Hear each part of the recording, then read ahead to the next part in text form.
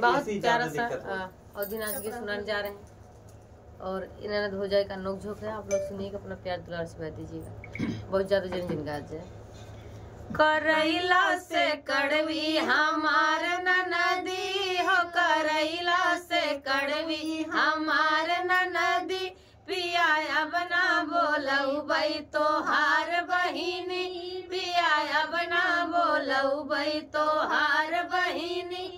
अपने ननदिया के साड़ी लियाए, अपने ननदिया के साड़ी लियाए, उनके नखरे हजार कहाँ सस्ती, उनके नखरे हजार कहाँ सस्ती, पिया बना बोलऊ बई तोहार बहिनी, पिया बना बोलऊ बई तोहार बहिनी। अपने ननदिया के पायल लियाए, अपने ननदिया के पायल लियाए, पायल लियाए हो पायल लियाए, उनके नखरे हजार कहाँ नकली, उनके नखरे हजार कहाँ नकली, पिया बना बोलऊ बई तोहार बहिनी, पिया बना बोलऊ बई तोहार बहिनी।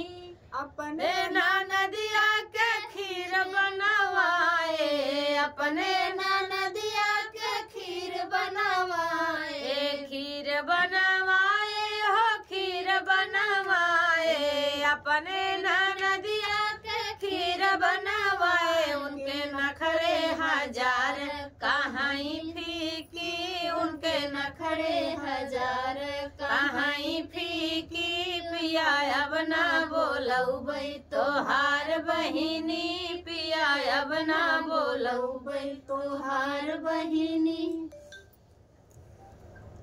फिर लागत